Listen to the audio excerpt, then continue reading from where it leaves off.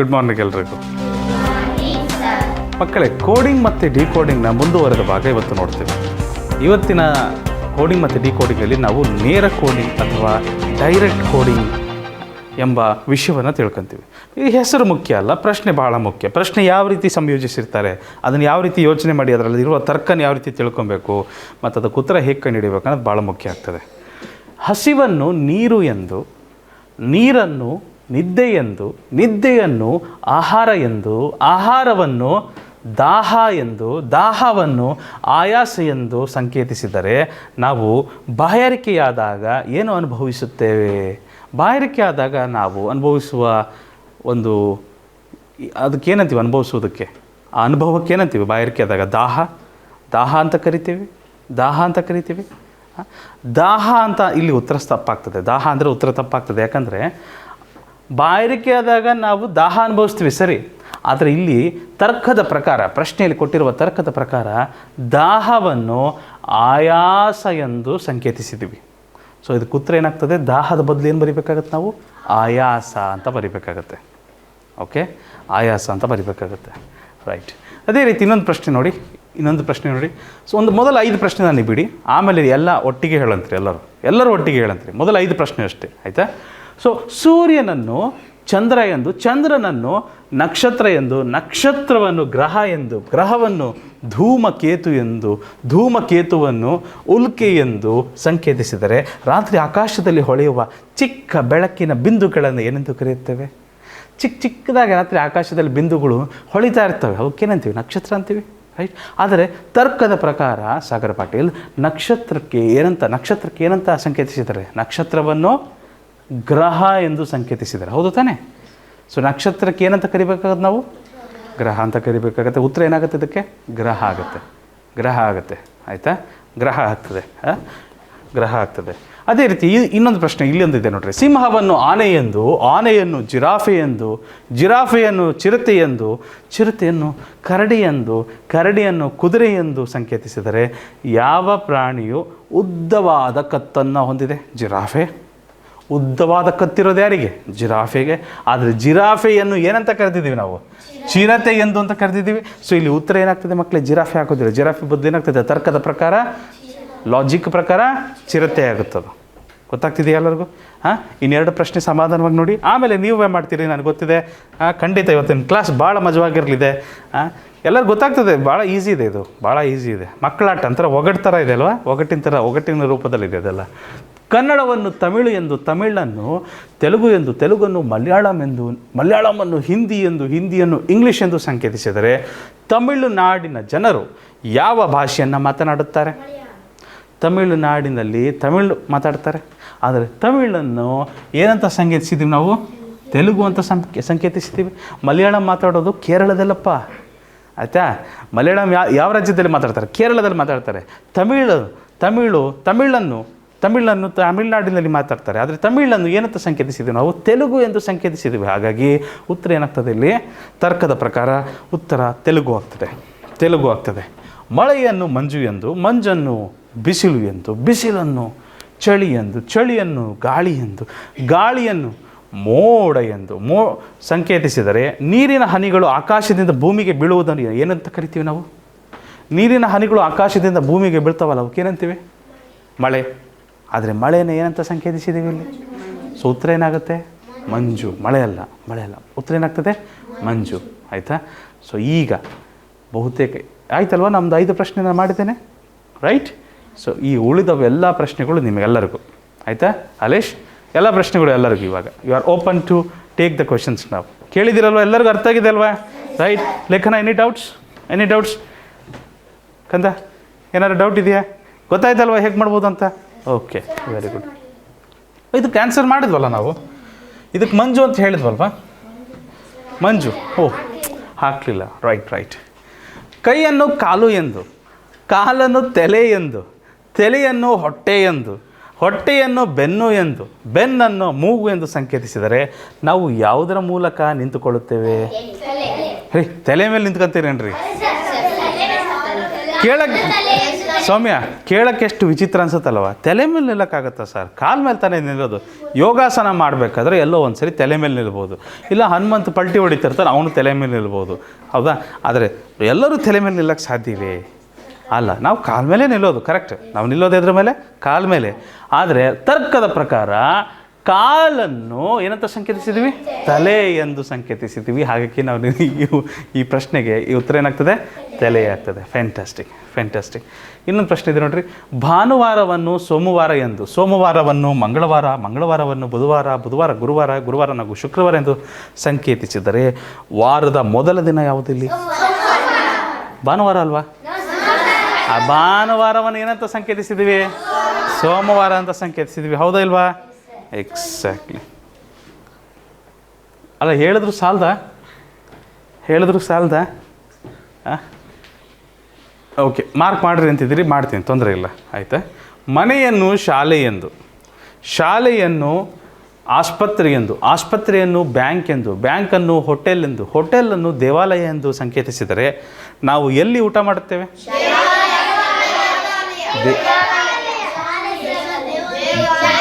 ಶಾಲೆಯಲ್ಲಿ ಊಟ ಮಾಡ್ತೀವಿ. Very good. ನೀವು ದೇವಸ್ಥಾನದಲ್ಲಿ ಊಟ ಮಾಡ್ತೀರಾ? ಲಾಜಿಕ್ ಪ್ರಕಾರ ಹೋಟೆಲಲ್ಲಿ ಊಟ ಮಾಡ್ಬೇಕು ನಾವು. ಆದರೆ ಹೋಟೆಲನ್ನು ದೇವಾಲಯ ಎಂದು ಸಂಕೇತಿಸಿದ್ದೀವಪ್ಪ. ಶಾಲೆಯಲ್ಲಿ ಯಾಕೆ ಊಟ ಮಾಡ್ತೀಯಪ್ಪ? ಓಹೋ, ನೀವು ಮನೇಲಿ ಊಟ ಮಾಡ್ತೀಯಾ, ಅದಕ್ಕೆ ಶಾಲೆ ಅಂತ ಹೇಳ್ತೀವಿ. ಇಲ್ಲಪ್ಪ, ಮನೇಲಿ ಇರ್ತೀವಿ, ಮನೇಲಿ ಒಂದ್ಸರಿ ಊಟ ಮಾಡ್ತೀವಿ, ಇಲ್ಲ ಅನ್ನೋದಲ್ಲ. ಆದರೆ ಕೊಟ್ಟಿರುವುದರಲ್ಲಿ ಯಾವ ಜಾಗ ಊಟ ಮಾಡೋಕ್ಕಷ್ಟೇ ಇದೆ? ಹೋಟೆಲ್. ಹೋಟೆಲನ್ನು ಏನಂತ ಸಂಕೇತಿಸಿದ್ದಾರೆ? ದೇವಾಲಯ. ರೈಟ್, ಗೊತ್ತಾಯ್ತಲ್ವಾ? ಗೊತ್ತಾಯ್ತಾ? ದೇವಾಲಯದ ಪ್ರಸಾದ ಸಿಗುತ್ತಾ ಇಲ್ಲ ಅದೆಲ್ಲ ಇಲ್ಲ. ಇಲ್ಲಿ ತರ್ಕದ ಪ್ರಕಾರ ಹೋಟೆಲಲ್ಲಿ ಉಣ್ಬೇಕಿತ್ತು. ಹೋಟೆಲ್ ಬದಲು ಹೋಟೆಲ್ ಏನಂತ ಕರೀತಿದ್ದಾರೆ ಅವರು? ದೇವಾಲಯ ಅಂತ. ಸೂತ್ರ ಏನಾಗ್ತದೆ? ದೇವಾಲಯ. You are right. ಸಂತೋಷವನ್ನು ದುಃಖ ಎಂದು, ದುಃಖವನ್ನು ಕೋಪ ಎಂದು, ಕೋಪವನ್ನು ಭಯ ಎಂದು, ಭಯವನ್ನು ಆಶ್ಚರ್ಯ ಎಂದು ಸಂಕೇತಿಸಿದರೆ, ಆಶ್ಚರ್ಯವನ್ನು ಅಸೂಯೆ ಎಂದು ಸಂಕೇತಿಸಿದರೆ ನಾವು ಅಳುವಾಗ ಯಾವ ಭಾವನೆಯನ್ನು ವ್ಯಕ್ತಪಡಿಸ್ತೀವಿ? ಅಳುಬೇಕಾದ್ರೆ ಕೋಪ ಮಾಡ್ತೀರಿ, ದುಃಖವಾದಾಗ ಅಳ್ತೀರಿ. ಆದರೆ ದುಃಖವನ್ನು ಏನಂತ ಕರಿತಿದ್ದೀವಿ ನಾವು? ಕೋಪ ಅಂತ ಕರಿತಿದ್ದೀವಿ. S or no? ಹೌದಾ ಇಲ್ವಾ? ಅಷ್ಟು ನೋಡಿದ್ರು ಸಾಕು ಮಕ್ಕಳೇ, ಅಷ್ಟು ನೋಡಿದ್ರು ಸಾಕು. ನೋಡ್ತೀರಾ? ಕೃಷಿಯನ್ನು ವ್ಯಾಪಾರ ಎಂದು, ವ್ಯಾಪಾರವನ್ನು ಶಿಕ್ಷಣ ಎಂದು, ಶಿಕ್ಷಣವನ್ನು ವೈದ್ಯಕೀಯ ಎಂದು, ವೈದ್ಯಕೀಯವನ್ನು ಇಂಜಿನಿಯರಿಂಗ್ ಎಂದು, ಇಂಜಿನಿಯರಿಂಗನ್ನು ಕಲೆ ಎಂದು ಸಂಕೇತಿಸಿದರೆ ಯಾವ ವೃತ್ತಿಯಲ್ಲಿ ರೋಗಿಗಳನ್ನು ನೋಡಿಕೊಳ್ಳಲಾಗುತ್ತದೆ? ವೈದ್ಯರು ನೋಡ್ಕೊತಾರೆ, ವೈದ್ಯಕೀಯ ವೃತ್ತಿಯಲ್ಲಿ ನೋಡ್ಕೊತಾರೆ ಅವರು. ವೈದ್ಯಕೀಯ ವೃತ್ತಿಯನ್ನು ಏನಂತ ಕರೀತಿದ್ದಾರೆ? ಇಂಜಿನಿಯರಿಂಗ್ ಅಂತ ಕರಿತಾ ಇದ್ದಾರೆ. ಸೊ ಹಾಗಾಗಿ ಉತ್ತರ ಏನಾಗ್ತದೆ? ಇಂಜಿನಿಯರಿಂಗ್ ಅಂತ ಬರ್ತದೆ. ಗೊತ್ತಾಗ್ತಿದೆಯಾ? ಪದ್ಯವನ್ನು ಕಥೆ ಎಂದು, ಕಥೆಯನ್ನು ನಾಟಕ ಎಂದು, ನಾಟಕವನ್ನು ಕಾದಂಬರಿ ಎಂದು, ಕಾದಂಬರಿಯನ್ನು ಲೇಖನ ಎಂದು, ಲೇಖನವನ್ನು ಪ್ರಬಂಧ ಎಂದು ಸಂಕೇತಿಸಿದರೆ ಯಾವ ಸಾಹಿತ್ಯದ ಪ್ರಕಾರ, ಯಾವ ಸಾಹಿತ್ಯ ಪ್ರಕಾರವನ್ನು ರಂಗಮಂಚದ ಮೇಲೆ ಪ್ರದರ್ಶಿಸಲಾಗುತ್ತದೆ? ರಂಗಮಂಚದ ಮೇಲೆ ಅಂದರೆ ಸ್ಟೇಜ್ ಮೇಲೆ ನಾವು ಪ್ರದರ್ಶನ ಮಾಡೋದು ನಾಟಕ. ನಾಟಕವನ್ನು ಏನಂತ ಕರಿತಾ ಇದ್ದೀವಿ? ಕಾದಂಬರಿ ಅಂತ. ಸೊ ಇದಕ್ಕೆ ಉತ್ತರ ಏನಾಗ್ತದೆ ಮಕ್ಕಳೇ? ಕಾದಂಬರಿ ಅಂತ ಆಗ್ತದೆ. ಹೌದ್ರಾ? ಕಾದಂಬರಿ ಅಂತ ಆಗ್ತದೆ. ಹುಲಿಯನ್ನು ಸಿಂಹ ಎಂದು, ಸಿಂಹವನ್ನು ಚಿರತೆ ಎಂದು, ಚಿರತೆಯನ್ನು ತೋಳ ಎಂದು, ತೋಳವನ್ನು ನರಿ ಎಂದು, ನರಿಯನ್ನು ಜಿಂಕೆ ಎಂದು ಸಂಕೇತಿಸಿದರೆ ಯಾವ ಪ್ರಾಣಿಯು ಚುಕ್ಕಿಗಳನ್ನು ಹೊಂದಿದೆ? ಚಿರತೆಗೆ ಮೇಲೆ ಚುಕ್ಕಿ ಇರ್ತದೆ, ಮೈ ಮೇಲೆ ಚುಕ್ಕಿ ಇರ್ತದೆ ಚಿರತೆಗೆ. ಚಿರತೆಯನ್ನು ಏನಂತ ಕರಿತಿದ್ದೀರಿ? ತೋಳ ಎಂದು. ಸೊ ಉತ್ತರ ಏನಾಗ್ತದೆ ಇದಕ್ಕೆ? ತೋಳ ಆಗ್ತದೆ. ಗೊತ್ತಾಗ್ತಿದೆಯಾ ಸೌಜನ್ಯ? ಎಕ್ಸಾಮಿಗೆ ಬರುತ್ತೆ ಕಂದ, ಪರೀಕ್ಷೆಗೆ ಬರ್ತದೆ ಇದು. ಬೆಳ್ಳಿಯನ್ನು ಚಿನ್ನ ಎಂದು, ಚಿನ್ನವನ್ನು ತಾಮ್ರ ಎಂದು, ತಾಮ್ರವನ್ನು ಕಬ್ಬಿಣ ಎಂದು, ಕಬ್ಬಿಣವನ್ನು ಅಲ್ಯೂಮಿನಿಯಂ ಎಂದು, ಅಲ್ಯೂಮಿನಿಯಮನ್ನು ಪ್ಲಾಟಿನಂ ಎಂದು ಸಂಕೇತಿಸಿದರೆ ಯಾವ ಲೋಹವನ್ನು ಆಭರಣ ತಯಾರಿಸಲು ಹೆಚ್ಚಾಗಿ ಬಳಸಲಾಗುತ್ತದೆ? ಆಭರಣಕ್ಕೆ ಯಾವ್ದು ಬಳಸ್ತೀವಿ? ಚಿನ್ನ. ಆದರೆ ಚಿನ್ನವನ್ನು ಏನಂತ ಕರಿತಿದ್ದೀವಿ? ಚಿನ್ನವನ್ನು ತಾಮ್ರ ಎಂದು ನಾವು ಕರಿತಿದ್ದೀವಿ ತಾನೇ? ಸೊ ಹಾಗಾಗಿ ಉತ್ತರ ಏನಾಗ್ತದೆ ಇದಕ್ಕೆ? ತಾಮ್ರ ಆಗ್ತದೆ. Very good, very good. ಬೆಂಗಳೂರನ್ನು ಮೈಸೂರು ಎಂದು, ಮೈಸೂರನ್ನು ಹುಬ್ಬಳ್ಳಿ ಎಂದು, ಹುಬ್ಬಳ್ಳಿಯನ್ನು ಮಂಗಳೂರು ಎಂದು, ಮಂಗಳೂರನ್ನು ಬೆಳಗಾವಿ ಎಂದು, ಬೆಳಗಾವಿಯನ್ನು ದಾವಣಗೆರೆ ಎಂದು ಸಂಕೇತಿಸಿದರೆ ಕರ್ನಾಟಕದ ರಾಜಧಾನಿ ಯಾವುದು? ನೋಡ್ರಿ, ಲಾಜಿಕ್ ಪ್ರಕಾರ ಮೈಸೂರು ಆಗುತ್ತೆ. ಬೆಂಗಳೂರು ಸರಿ, ನಮಗೂ ನಿಮ್ಗೆ ಎಲ್ಲರಿಗೂ ಗೊತ್ತು. ಆದರೆ ಬೆಂಗಳೂರನ್ನು ಏನಂತ ಕರಿತಾ ಇದ್ದಾರೆ ಅವರು? ಮೈಸೂರು ಅಂತ ಕರಿತಾ ಇದ್ದಾರಲ್ವಾ? ಸೊ ಏನಾಗ್ತದೆ? ತರ್ಕದ ಪ್ರಕಾರ ಮೈಸೂರು ಆಗ್ತದೆ. Very good, very very good. ಕೂಡುವಿಕೆಯನ್ನು ಕಳೆಯುವಿಕೆ ಎಂದು, ಕಳೆಯುವಿಕೆಯನ್ನು ಗುಣಾಕಾರ ಎಂದು, ಗುಣಾಕಾರವನ್ನು ಭಾಗಾಕಾರ ಎಂದು, ಭಾಗಾಕಾರವನ್ನು ವರ್ಗಮೂಲ ಎಂದು, ವರ್ಗಮೂಲವನ್ನು ಘನಮೂಲ ಎಂದು ಸಂಕೇತಿಸಿದರೆ 8 × 3 ಯಾವ ಗಣಿತ ಕ್ರಿಯೆಯನ್ನು ಸೂಚಿಸುತ್ತದೆ?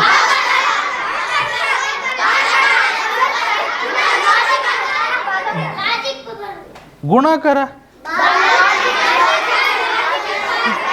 ಏನಾಗ್ತದೆ? ಭಾಗಾಕಾರ. ಇಲ್ಲಿ ಗುಣಾಕಾರ ಕಾಣ್ತಾ ಇದೆ, ಆದರೆ ಗುಣಾಕಾರವನ್ನು ಏನಂತ ಕರಿತಿದ್ದೀವಿ? ಭಾಗಾಕಾರ ಎಂದು. ಹೌದಾ? ನೋಡ್ರಿ, ಗಣಿತನೂ ಬಂದ್ಬಿಡ್ತಲ್ಲ ಇದರಲ್ಲಿ. ನಾವು ಗಣಿತದಲ್ಲಿ ಕಲ್ತಿರೋ ಎಲ್ಲ ವಿಷಯಗಳು ಬಂದಿದ್ವಿ ಇಲ್ಲಿ. ಗಿಟಾರನ್ನು ತಬಲಾ ಎಂದು, ತಬಲಾವನ್ನು ವಯೋಲಿನ್ ಎಂದು, ವಯೋಲಿನನ್ನು ಪಿಯಾನೋ ಎಂದು, ಪಿಯಾನೋವನ್ನು ಕೊಳಲು ಎಂದು, ಕೊಳಲನ್ನು ಹಾರ್ಮೋನಿಯಂ ಎಂದು ಸಂಕೇತಿಸಿದರೆ ಯಾವ ವಾದ್ಯವನ್ನು ಬಾರಿಸಲಾಗುತ್ತದೆ? ಯಾವ ವಾದ್ಯವನ್ನು ಬಾರಿಸಲಾಗುತ್ತದೆ? ನುಡಿಸೋದು ಬೇರೆ, ಬಾರಿಸೋದು ಬೇರೆ. ನುಡಿಸುವುದು ಬೇರೆ, ಬಾರಿಸುವುದು ಬೇರೆ. ಯಾವ ವಾದ್ಯವನ್ನು ಬಾರಿಸುತ್ತಾರೆ? ವಯಲಿನ ನುಡಿಸ್ತಾರೆ. ಬಾರಿಸೋದು ಅಂದರೆ ಡಮ್ ಡಮ್ ಡಮ್ ಡಮ್ ಡಮ್ ಡಮ್. ತಬಲವನ್ನು ಬಾರಿಸ್ತಾರೆ, ಆದರೆ ತಬಲವನ್ನು ಏನಂತ ಕರೀತಾರೆ? ವಯಲಿನ್. ಕರೆಕ್ಟಾ? ವಯಲಿನನ್ನು ಬಾರಿಸ್ತಾರೆ. ಕರೆಕ್ಟ್. ಮುಂದಿನ ಪ್ರಶ್ನೆ. ಕಣ್ಣನ್ನು ಕಿವಿ ಎಂದು, ಕಿವಿಯನ್ನು ಮೂಗು ಎಂದು, ಮೂಗನ್ನು ನಾಲಿಗೆ ಎಂದು, ನಾಲಿಗೆಯನ್ನು ಚರ್ಮ ಎಂದು, ಚರ್ಮವನ್ನು ಹೃದಯ ಎಂದು ಸಂಕೇತಿಸಿದರೆ ನಾವು ಯಾವ ಅಂಗದಿಂದ ನೋಡುತ್ತೇವೆ? ಕಣ್ಣಿಂದ ನೋಡ್ತೀವಿ. ಕಣ್ಣನ್ನು ಏನಂತ ಕರಿತಿದ್ದೀವಿ? ಕಿವಿ ಅಂತ. ಕರೆಕ್ಟಾ? Very good. ಲಕ್ಷ್ಮಿ, ಗೊತ್ತಾಗ್ತಿದೆಯಮ್ಮ? ಗೊತ್ತಾಗ್ತಿದೆಯಾ? ಬಾಲ್ಯವನ್ನು ಯೌವನ ಎಂದು, ಯೌವನವನ್ನು ಪ್ರೌಢಾವಸ್ಥೆ ಎಂದು, ಪ್ರೌಢಾವಸ್ಥೆಯನ್ನು ವೃದ್ಧಾಪ್ಯ ಎಂದು, ವೃದ್ಧಾಪ್ಯವನ್ನು ಜನನ ಎಂದು, ಜನನವನ್ನು ಮರಣ ಎಂದು ಸಂಕೇತಿಸಿದರೆ ಜೀವನದ ಯಾವ ಹಂತದಲ್ಲಿ ವ್ಯಕ್ತಿಯು ಅತ್ಯಂತ ಚುರುಕಾಗಿರ್ತಾನೆ? ಯೌವನದಲ್ಲಿ ಯುವಕರಾದಾಗ ಭಾಳ ಚುರುಕಾಗಿರ್ತಾರೆ. ಹೌದಲ್ವಾ? ಅತ್ಯಂತ ಚುರುಕಾಗಿರೋದು ಯೌವನದಲ್ಲಿ. ಯೌವನ ಎಲ್ಲಿದೆ? ಇಲ್ಲಿದೆ. ಯೌವನನ ಆನ್ಸರ್ ಇದಕ್ಕೆ ಯಾವ? ನನ್ನ ಪ್ರಕಾರ ಇದಕ್ಕೆ ಯೌವನನೇ ಸರಿ. ಯಾಕೆ ಹೇಳ್ರಿ? ಬಾಲ್ಯದಲ್ಲೇ ತಾನೇ ನೀವು ಚುರುಕಾಗಿರೋದು. ಬುದ್ಧಿ ಜಾಸ್ತಿ ಇರುತ್ತೆ, ನಾನು ಹೇಳಿದ್ದೆ ನಿಮಗೆ. ಮತ್ತು ನಿಮಗೆ ಶಕ್ತಿನೂ ಅನಿಯಮಿತ ಇರುತ್ತೆ. ಊಟ ಮಾಡೋದು, ಆಟಾಡಕ್ಕೆ ಹೋಗೋದು, ಊಟ ಮಾಡೋದು, ಆಟಾಡಕ್ಕೆ ಹೋಗೋದು, ಊಟ ಮಾಡೋದು, ಆಟಾಡಕ್ಕೆ ಹೋಗೋದು ಮಾಡ್ಬೋದು. ನಾವು ಮಾಡೋಕ್ಕಾಗೋದಿಲ್ಲ ಈಗ, ರೈಟ್? ಸೊ ಬಾಲ್ಯದಲ್ಲಿ ಹೆಚ್ಚು ಚುರುಕಾಗಿರ್ತೀರಿ. ಸೊ ಅದಕ್ಕೆ ಉತ್ತರ ಏನಾಗ್ತದೆ? ಯೌವನ ಆಗ್ತದೆ. ಉತ್ತರ ಏನಾಗ್ತದೆ? ಯೌವನ. ಆಯಿತಾ? ಬಂಗಾರವನ್ನು ಮರಳು ಎಂದು, ಮರಳನ್ನು ನೀರು ಎಂದು, ನೀರನ್ನು ಗಾಳಿ ಎಂದು, ಗಾಳಿಯನ್ನು ಬೆಂಕಿ ಎಂದು, ಬೆಂಕಿಯನ್ನು ಮಣ್ಣು ಎಂದು ಸಂಕೇತಿಸಿದರೆ ಯಾವುದು ನಮಗೆ ಉಸಿರಾಡಲು ಸಹಾಯ ಮಾಡುತ್ತದೆ? ಗಾಳಿ ನಮಗೆ ಉಸಿರಾಡಲು ಸಹಾಯ ಮಾಡುತ್ತೆ. ಗಾಳಿಯನ್ನು ಏನಂತ ಕರಿತಾ ಇದ್ದೀವಿ? ಬೆಂಕಿ ಎಂದು ಕರಿತಾ ಇದ್ದೀವಿ. ಕರೆಕ್ಟಾ? ಫ್ಯಾಂಟಾಸ್ಟಿಕ್. ನೋಡಿ, ಚಂದ್ರನನ್ನು ಭೂಮಿ ಎಂದು, ಭೂಮಿಯನ್ನು ಮಂಗಳ ಎಂದು, ಮಂಗಳವನ್ನು ಶುಕ್ರ ಎಂದು, ಶುಕ್ರವನ್ನು ಗುರು ಎಂದು, ಗುರುವನ್ನು ಶನಿ ಎಂದು ಸಂಕೇತಿಸಿದರೆ ಯಾವ ಗ್ರಹವು ನಮ್ಮ ಸೌರವ್ಯೂಹದ ಕೆಂಪು ಗ್ರಹ ಎಂದು ಕರೆಯಲ್ಪಡುತ್ತದೆ? ಸೌರವ್ಯೂಹದಲ್ಲಿ ಕೆಂಪು ಗ್ರಹ ಯಾವುದು? ಮಂಗಳ ಗ್ರಹ. ಮಂಗಳ ಗ್ರಹ. ಆದರೆ ಮಂಗಳ ಗ್ರಹನ ಏನಂತ ಕರೀತಿದ್ದಾರೆ? ಶುಕ್ರ ಗ್ರಹ ಅಂತ ಕರೀತಿದ್ದಾರೆ. ಶುಕ್ರ ಗ್ರಹ ಅಂತ ಕರೀತಿದ್ದಾರೆ. ಅರ್ಥ ಆಯ್ತಾ? ಮುಂದಿನ ಪ್ರಶ್ನೆ. ಶಾಲೆಯನ್ನು ಮನೆ ಎಂದು, ಮನೆಯನ್ನು ಉದ್ಯಾನ ಎಂದು, ಉದ್ಯಾನವನ್ನು ರಸ್ತೆ ಎಂದು, ರಸ್ತೆಯನ್ನು ನದಿ ಎಂದು, ನದಿಯನ್ನು ಸಮುದ್ರ ಎಂದು ಸಂಕೇತಿಸಿದರೆ ಎಲ್ಲಿ ಮಕ್ಕಳು ಆಟ ಆಡ್ತಾರೆ? ರಸ್ತೆಲೆಲ್ಲ ಆಟ ಆಡ್ತಾರೇನ್ರಿ?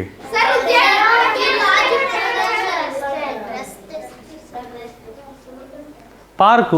ಉದ್ಯಾನ ಅಂದರೆ ಪಾರ್ಕು. ಪಾರ್ಕಲ್ಲಿ ಆಟ ಆಡ್ತೀರಾ? ಪಾರ್ಕಲ್ಲಿ ಆಟ ಆಡ್ತೀರಾ? ಪಾರ್ಕಲ್ಲಿ ನನ್ನ ಪ್ರಕಾರ ವಿರಾಮಿಸ್ತೀರಲ್ವ? ಮೈದಾನದಲ್ಲಿ ಆಟ ಆಡೋದು. ಮೈದಾನ ಎಲ್ಲಿರುತ್ತೆ? ಶಾಲೆಯಲ್ಲಿರುತ್ತೆ ಮೈದಾನ. ಸೊ ನೀವು ಆಟ ಆಡೋದೆಲ್ಲ ಆಗುತ್ತೆ ಅಲ್ಲಿಗೆ? ಮನೆ ಆಗ್ತದೆ. ಶಾಲೆ ಏನಂತ ಕರಿತಿದ್ದೀರಿ? ಮನೆ ಅಂತಿದ್ದೀರಿ. ಆಯಿತಾ? ಉದ್ಯಾನ ಅನ್ನೋ ಪದ ಗೊತ್ತಿರಬೇಕು. ಪಾರ್ಕ್ ಅದು. ಪಾರ್ಕಲ್ಲೆಲ್ಲ ಆಟ ಆಡಬಾರ್ದು. ಪಾರ್ಕಲ್ಲೆಲ್ಲ ನೀವು ಸ್ವಲ್ಪ ವಿಶ್ರಾಂತಿ ಪಡೀಲಿಕ್ಕೆ ಹೋಗ್ಬೇಕಷ್ಟೇ. ವಾಕ್ ಮಾಡೋದಕ್ಕೆ, ವಿಶ್ರಾಂತಿ ಪಡೀಲಿಕ್ಕೆ, ವ್ಯಾಯಾಮ ಮಾಡಲಿಕ್ಕೆ ಅಲ್ಲಿ ಹೋಗ್ಬೇಕು. ಅಲ್ಲೆಲ್ಲ ಆಟ ಆಡಬಾರ್ದು. ಕಂಪ್ಯೂಟರನ್ನು ಮೊಬೈಲ್ ಎಂದು, ಮೊಬೈಲನ್ನು ಟೆಲಿವಿಷನ್ ಎಂದು, ಟೆಲಿವಿಷನನ್ನು ರೇಡಿಯೋ ಎಂದು, ರೇಡಿಯೋವನ್ನು ಫ್ರಿಡ್ಜ್ ಎಂದು, ಫ್ರಿಡ್ಜನ್ನು ಮೈಕ್ರೋವೇವ್ ಎಂದು ಸಂಕೇತಿಸಿದರೆ ಯಾವುದನ್ನು ಕರೆ ಮಾಡಲು ಬಳಸುತ್ತೇವೆ? ಮೊಬೈಲ್ನ ಬಳಸ್ತೀವಿ ಕರೆ ಮಾಡಲಿಕ್ಕೆ. ಫೋನ್. ಮೊಬೈಲನ್ನು ಏನಂತ ಕರಿತಿದ್ದೀರಿ? ಟೆಲಿವಿಷನ್ ಅಂತ ಕರಿತಿದ್ದೀರಿ, ಹೌದಲ್ವಾ? ಕರೆ ಮಾಡಲಿಕ್ಕಿದೆ ತಾನೇ ಬಳಸೋದು ಟೆಲಿವಿಷನ್ನ, ಅಲ್ಲ ಮೊಬೈಲ್ನ. ಅಂದರೆ ಮೊಬೈಲ್ ಏನಂತ ಕರಿತಿದ್ದೀವಿ? ತರ್ಕದ ಪ್ರಕಾರ ಟೆಲಿವಿಷನ್ ಅಂತ ಹೇಳಿದ್ದೇವೆ. ಓಕೆ. ಸಿಂಹಾಸನವನ್ನು ಕುರ್ಚಿ ಎಂದು, ಕುರ್ಚಿಯನ್ನು ಮಂಚ ಎಂದು, ಮಂಚವನ್ನು ಸೋಫಾ ಎಂದು, ಸೋಫಾವನ್ನು ಟೇಬಲ್ ಎಂದು, ಟೇಬಲನ್ನು ಅಲ್ಮಾರಿ ಎಂದು ಸಂಕೇತಿಸಿದರೆ ರಾಜ ಯಾವುದರ ಮೇಲೆ ಕುಳಿತುಕೊಳ್ತಾನೆ? ಓಕೆ. ನೀವು ಹೇಳೋದು ಕೇಳಿದ್ರೆ ನನಗೂ ಒಂದೊಂದ್ಸರಿ ಕನ್ಫ್ಯೂಷನ್ ಆಗ್ಬಿಡುತ್ತೆ, ನೀವು ಹೇಳೋದು ಸರಿನೋ ತಪ್ಪ ಅಂತ. ಯಾಕಂದರೆ ತರ್ಕದ ಪ್ರಕಾರ ಸಿಂಹಾಸನದ ಮೇಲೆ ರಾಜ ಕೂರೋದು, ಆದರೆ ಸಿಂಹಾಸನವನ್ನು ಏನಂತ ಕರಿತಿದ್ದೀವಿ? ಕುರ್ಚಿ ಅಂತ ಹೇಳ್ತಾ ಇದ್ದೀವಿ, ಹೌದಾ? ಯಾರಾದರೂ ಕೂತಿದ್ದೀರಾ ಸಿಂಹಾಸನದ ಮೇಲೆ? ಸಿಂಹಾಸನದ ಮೇಲೆ ಕೂತಿದ್ದೀರಾ? ಏನಿಲ್ಲ, ಒಂದು ಸೋಫಾ ಸೆಟ್ ಇದ್ದಂಗೆ ಇರ್ತದೆ ಅಷ್ಟೇ. ಮದುವೆ ಟೈಮಲ್ಲೆಲ್ಲ ಹಾಕಿರ್ತಾರೆ, ನೋಡಿದ್ದೀರಾ? ಅದೇ ಥರ ಇರ್ತದೆ ಹೆಚ್ಚು ಕಮ್ಮಿ. ಏನಪ್ಪ ನೋಡಿದ್ದೀರಾ? ಗುಡ್. ಗುಲಾಬಿಯನ್ನು ಸೂರ್ಯಕಾಂತಿ ಎಂದು, ಸೂರ್ಯಕಾಂತಿಯನ್ನು ಕಮಲ ಎಂದು, ಕಮಲವನ್ನು ಸೇವಂತಿಗೆ ಎಂದು, ಸೇವಂತಿಗೆಯನ್ನು ಜಾಜಿ ಎಂದು, ಜಾಜಿಯನ್ನು ದಾಸವಾಳ ಎಂದು ಸಂಕೇತಿಸಿದರೆ ಯಾವ ಹೂವು ನೀರಿನಲ್ಲಿ ಬೆಳೆಯುತ್ತದೆ? ಕಮಲದ ಹೂವು ತಾನೇ ನೀರಲ್ಲಿ ಬೆಳೆಯೋದು. ಕಮಲವನ್ನು ಏನಂತ ಕರಿತಿದ್ದೀವಿ? ಸೇವಂತಿಗೆ. ಭಾಳ ಜನ ನೀರಲ್ಲಿ ಬೆಳೆಯೋದು ಯಾವುದು ಅಂದ ತಕ್ಷಣ ಕಮಲ ಅಂತ ಹಾಕ್ಬಿಡ್ತಾರೆ. ತರ್ಕ ನೋಡ್ಬೇಕು ನಾವು, ಏನು ಲಾಜಿಕ್ ಯೂಸ್ ಮಾಡ್ತೀವಿ ಇಲ್ಲಿ, ಭಾಳ ಮುಖ್ಯ. ಆಯಿತಾ? All right. ಕಬಡ್ಡಿಯನ್ನು ಕಬಡ್ಡಿಯನ್ನು ಕ್ರಿಕೆಟ್ ಎಂದು, ಕ್ರಿಕೆಟನ್ನು ಫುಟ್ಬಾಲ್ ಎಂದು, ಫುಟ್ಬಾಲನ್ನು ಹಾಕಿ ಎಂದು, ಹಾಕಿಯನ್ನು ಬ್ಯಾಡ್ಮಿಂಟನ್ ಎಂದು, ಬ್ಯಾಡ್ಮಿಂಟನನ್ನು ಟೆನ್ನಿಸ್ ಎಂದು ಸಂಕೇತಿಸಿದರೆ ಹಾಲೇಶ್ ಯಾವ ಆಟದಲ್ಲಿ ಬ್ಯಾಟ್ ಮತ್ತು ಬಾಲ್ ಬಳಸಲಾಗುತ್ತದೆ? ಫುಟ್ಬಾಲಲ್ಲಿ ಬ್ಯಾಟ್ ಬಾಲ್ ಬಳಸ್ತೀರಾ? ಎಕ್ಸಾಕ್ಟ್ಲಿ. ಸೊ ಕ್ರಿಕೆಟಲ್ಲಿ ಬ್ಯಾಟ್ ಬಾಲ್ ಬಳಸ್ತೀವಿ, ಆದರೆ ಕ್ರಿಕೆಟನ್ನು ಏನಂತ ಹೇಳ್ತಿದ್ದಾರೆ? ಕ್ರಿಕೆಟನ್ನು ಫುಟ್ಬಾಲ್ ಎಂದು ಸಂಕೇತಿಸ್ತಿದ್ದಾರೆ ಅವರು, ಹೌದಾ? ಸೊ ಹಾಗಾಗಿ ಫುಟ್ಬಾಲ್ ಸರಿಯಾದ ಉತ್ತರ. ಗೊತ್ತಾಗ್ತಿದೆಯಲ್ವ ಎಲ್ಲರಿಗೂ? ನನ್ನ ಪ್ರಕಾರ ನಿಮಗೆಲ್ಲ ಒಳ್ಳೆ ಕಾನ್ಫಿಡೆನ್ಸ್ ಬಂದಿದೆ ಅನಿಸುತ್ತೆ ಈಗ. ಹೊಲಿಗೆಯನ್ನು ನೇಕಾರಿಕೆ ಎಂದು. ನೋಡಿರಿ, ಇಲ್ಲಿ ಪ್ರಶ್ನೆಗಳ ಜೊತೆಗೆ ಹೊಸ ಹೊಸ ಶಬ್ದಗಳನ್ನು ನೋಡ್ಬೇಕು ನೀವು, ಆಯಿತಾ? ಹೊಸ ಹೊಸ ಶಬ್ದಗಳು ಬರ್ತಾ ಇದ್ದಾವೆ, ಅದನ್ನು ಗಮನಿಸ್ಬೇಕು ನೀವು. ಹೊಲಿಗೆಯನ್ನು ನೇಕಾರಿಕೆ ಎಂದು. ನೇಕಾರಿಕೆ ಗೊತ್ತಾ? ನೇಕಾರಿಕೆ ಸೀರೆ ನೇಯೋದು, ನೇಕಾರ ನೋಡಿದರೆ ಅವರು ಒಂದು ಕಡೆ ಕುಂತಿರ್ತಾರೆ, ದಾರ ಇರ್ತವೆ, ಹಿಂಗಂತ ಇರ್ತಾರೆ, ಒಂದು ಮರದ ಅಲ್ಗೆನ ಸೀರೆ ಮಾಡ್ಬೇಕಾರೆ. ಸೊ ಅವ್ರಿಗೆ ನೇಕಾರರು ಅಂತೀವಿ, ಆಯಿತಾ? ಸೀರೆ ಬಟ್ಟೆಗಳನ್ನೆಲ್ಲ ಮಾಡ್ತಾರೆ ಅವರು. ನೇಕಾರಿಕೆಯನ್ನು ಕಮ್ಮಾರಿಕೆ ಎಂದು, ಕಮ್ಮಾರಿಕೆಯನ್ನು ಕುಂಬಾರಿಕೆ ಎಂದು, ಕುಂಬಾರಿಕೆಯನ್ನು ಬಡಗಿತನ ಎಂದು, ಬಡಗಿತನವನ್ನು ಚಿತ್ರಕಲೆ ಎಂದು ಸಂಕೇತಿಸಿದರೆ ಯಾವ ಕೌಶಲ್ಯದಲ್ಲಿ ಬಟ್ಟೆಗಳನ್ನು ತಯಾರಿಸಲಾಗುತ್ತದೆ? ನೇಕಾರಿಕೆಯಲ್ಲಿ ಬಟ್ಟೆ ತಯಾರಿಸ್ತಿದ್ರು ಅವರು, ಹೌದಾ? ಆದರೆ ಅವ್ರನ್ನ ಏನಂತ ಕರಿತಿದ್ದೀವಿ ನಾವು? ಕಮ್ಮಾರಿಕೆ. ನೋಡಿರಿ, ಹೊಲಿಗೆಯನ್ನು ಅಲ್ಲ, ಹೊಲಿಗೆ ಮಾಡೋದು ಬಟ್ಟೆ ತಯಾರು ಮಾಡೋದಲ್ಲ. ಈ ಬಟ್ಟೆ ತಯಾರಾದ ಬಟ್ಟೆಗೆ ನಾವು ಹೊಲಿಗೆ ಹಾಕ್ತೀವಲ್ಲಿ. ಬಟ್ಟೆ ತಯಾರು ಮಾಡೋರು ನೇಕಾರರು, ಸೀರೆಗಳನ್ನು ಬಟ್ಟೆಗಳನ್ನೆಲ್ಲ ತಯಾರು ಮಾಡೋರು ನೇಕಾರರು. ಪುಸ್ತಕವನ್ನು ಪತ್ರಿಕೆ ಎಂದು, ಪತ್ರಿಕೆಯನ್ನು ದಿನಪತ್ರಿಕೆ ಎಂದು, ದಿನಪತ್ರಿಕೆಯನ್ನು ಪ್ರಬಂಧ ಎಂದು, ಪ್ರಬಂಧವನ್ನು ಕರಪತ್ರ ಎಂದು, ಕರಪತ್ರವನ್ನು ಕವಿತೆ ಎಂದು ಸಂಕೇತಿಸಿದರೆ ಯಾವುದನ್ನು ನಾವು ಪ್ರತಿದಿನ ಓದ್ತೀವಿ? ಪ್ರತಿದಿನ ಓದೋದು ದಿನಪತ್ರಿಕೆ. ಪ್ರತಿದಿನ ಓದೋದು ದಿನಪತ್ರಿಕೆ. ದಿನಪತ್ರಿಕೆನೇನಂತ ಕರಿತಿದ್ದೀವಿ ನಾವು? ಪ್ರಬಂಧ ಅಂತ ಕರಿತಿದ್ದೀವಿ. ಗೊತ್ತಾಗ್ತಿದೆಯಾ ಎಲ್ಲರಿಗೂ? ನಾನು ಪ್ರತಿಯೊಬ್ಬರಿಗೂ ಕೊಡ್ಬೋದಾ ಇವಾಗ? ಎಲ್ಲರಿಗೂ ಒಂದೊಂದು ಪ್ರಶ್ನೆ ಕೊಡ್ಬೋದಾ ಮಕ್ಕಳೇ? ಓಕೆ, ನಾನು ಓದ್ತೇನೆ, ನಾನೇ ಓದ್ತೀನಿ, ನೀವು ಹೇಳಬೇಕಷ್ಟೇ. ಆದರೆ ಒಬ್ರಿಗೊಬ್ರು ಸಹಾಯ ಮಾಡಬೇಡಿ, ಅವರವರಿಗೆ ಬಿಟ್ಬಿಡಿ. ಕೋಳಿಯನ್ನು ನವಿಲೆಂದು, ನವಿಲನ್ನು ಹಕ್ಕಿ ಎಂದು, ಹಕ್ಕಿಯನ್ನು ಗಿಣಿ ಎಂದು, ಗಿಣಿಯನ್ನು ಹದ್ದು ಎಂದು, ಹದ್ದನ್ನು ಕಾಗೆ ಎಂದು ಸಂಕೇತಿಸಿದರೆ ಯಾವ ಪಕ್ಷಿಯು ಮಾತನಾಡುವ ಕೌಶಲ್ಯವನ್ನು ಹೊಂದಿದೆ? ಗಿಣಿ ಅಲ್ವಾ ಮಾತಾಡೋದು? ಗಿಳಿಯನ್ನು ಏನಂತ ಕರೆದಿದ್ದಾರೆ? ಗಿಣಿಯನ್ನು ಹದ್ದು ಎಂದು ಸಂಕೇತಿಸಿದ್ದಾರೆ. ಹಾಗಾಗಿ ಈ ತರ್ಕದ ಪ್ರಕಾರ ಉತ್ತರ ಹದ್ದಾಗ್ತದೆ. Very good Jnanesh, thank you. Next. So Samarth. ಬಾಗಿಲನ್ನು ಕಿಟಕಿ ಎಂದು, ಕಿಟಕಿಯನ್ನು ಗೋಡೆ ಎಂದು, ಗೋಡೆಯನ್ನು ನೆಲ ಎಂದು, ನೆಲವನ್ನು ಛಾವಣಿ ಎಂದು. ಛಾವಣಿ ಅಂದರೆ ಮೇಲೆ, ಚಾವಡಿಯನ್ನು ಮೆಟ್ಟಿಲು ಎಂದು ಸಂಕೇತಿಸಿದರೆ ಯಾವುದರ ಮೂಲಕ ಗಾಳಿ ಮತ್ತು ಬೆಳಕು ಮನೆಯೊಳಗಡೆ ಬರುತ್ತದೆ? ಗಾಳಿ ಮತ್ತು ಬೆಳಕು ಮನೆಯೊಳಗೆ ಬರುತ್ತದೆ ಯಾವುದರ ಮೂಲಕ? ಗೋಡೆ ಮೂಲಕ. ಪ್ರಶ್ನೆ ಇರೋದು ಸಮರ್ಥವರಿಗೆ. ತೇಜಸ್, ನಿಮಗಲ್ಲ ಪ್ರಶ್ನೆ, ಸಮರ್ಥಗಿರೋದು. ಗೋಡೆ ಮೂಲಕ ಬರುತ್ತಾ? ಕಿಟಕಿ ಮೂಲಕ ಅಲ್ವಾ ಗಾಳಿ ಮತ್ತು ಬೆಳಕು ಬರೋದು? ಜೋರಾಗಿ ಹೇಳಪ್ಪ. ಕಿಟಕಿಯನ್ನು ಗೋಡೆ ಎಂದು ಅಂತ ಕರೆದಿದ್ದೀವಿ ತಾನೇ? ಕಿಟಕಿಯನ್ನು ಗೋಡೆ ಅಂತ ಕರೆದಿದ್ದೀವಿ, ಹಾಗಾಗಿ ಗೋಡೆ ಸರಿಯಾದ ಉತ್ತರ. ಕರೆಕ್ಟ್. ನಿದ್ದೆ ಮಾಡ್ತಿದ್ದೀರಾ? ಗುಡ್. ಮಳೆಗಾಲವನ್ನು ಬೇಸಿಗೆ ಎಂದು, ಬೇಸಿಗೆಯನ್ನು ಚಳಿಗಾಲ ಎಂದು, ಚಳಿಗಾಲವನ್ನು ವಸಂತ ಎಂದು, ವಸಂತವನ್ನು ಶರತ್ಕಾಲ ಎಂದು, ಶರತ್ಕಾಲವನ್ನು ಹೇಮಂತ ಎಂದು ಸಂಕೇತಿಸಿದರೆ ಯಾವ ಋತುವಿನಲ್ಲಿ ಸೂರ್ಯನ ಬಿಸಿಲು ಹೆಚ್ಚಾಗಿರುತ್ತದೆ? ಬೇಸಿಗೆಯಲ್ಲಿ ಹೆಚ್ಚಾಗಿರುತ್ತೆ. ಆದರೆ ಬೇಸಿಗೆಯನ್ನೇನಂತ ಕರಿತಿದ್ದೀವಿ ನಾವು? ಚಳಿಗಾಲ ಅಂತ ಕರಿತಿದ್ದೀವಿ. ಕರೆಕ್ಟ್ ಸಾಗರ, ಕರೆಕ್ಟ್. ಸಿಂಚನ. ಮಾವಿನ ಹಣ್ಣನ್ನು ಸೇಬು ಎಂದು, ಸೇಬನ್ನು ದ್ರಾಕ್ಷಿ ಎಂದು, ದ್ರಾಕ್ಷಿಯನ್ನು ದಾಳಿಂಬೆ ಎಂದು, ದಾಳಿಂಬೆಯನ್ನು ಅನಾನಸ್ ಎಂದು, ಅನಾನಸನ್ನು ಕಿತ್ತಳೆ ಎಂದು ಸಂಕೇತಿಸಿದರೆ ಯಾವ ಹಣ್ಣಿನಿಂದ ವೈನ್ ತಯಾರಾಗುತ್ತದೆ? ವೈನ್ ಯಾವುದರಿಂದ ತಯಾರಾಗ್ತದೆ? ನಾನು ಹೇಳ್ಕೊಡ್ತೀನಿ ಕೇಳ್ರಿ. ವೈನ್ ಎದರಿಂದ ತಯಾರಾಗುತ್ತೆ ಅಂದರೆ ದ್ರಾಕ್ಷಿಯಿಂದ ಮಾಡ್ತಾರೆ ವೈನ್ನ. ಹೆಚ್ಚಾಗಿ ದ್ರಾಕ್ಷಿಯಿಂದ ವೈನ್ ಮಾಡ್ತಾರೆ. ಇಟಲಿಯಲ್ಲೆಲ್ಲ ಭಾಳ ಇರ್ತವೆ ಈ ಥರ ದ್ರಾಕ್ಷಿ ತೋಟಗಳಿದಾವೆ, ದೊಡ್ಡ ದೊಡ್ಡ ತೋಟಗಳು. ಆಯಿತಾ? ಅಲ್ಲೆಲ್ಲ ಏನಮ್ಮ? ಸೇಬು. ಸೇಬು ತಪ್ಪು. ದ್ರಾಕ್ಷಿಯನ್ನು ದಾಳಿಂಬೆ ಅಂತ ಕರಿತಿದ್ದೀವಿ. ದಾಳಿಂಬೆ ಇದಕ್ಕೆ ಸರಿಯಾದ ಉತ್ತರ. ಆಯಿತಾ? ನನಗೆ ಗೊತ್ತಿಲ್ಲ ದ್ರಾಕ್ಷಿಯಿಂದ ವೈನ್ ಮಾಡ್ತಾರಂತ. ದ್ರಾಕ್ಷಿಯಿಂದ ವೈನ್ ಮಾಡ್ತಾರೆ ಹೆಚ್ಚಾಗಿ.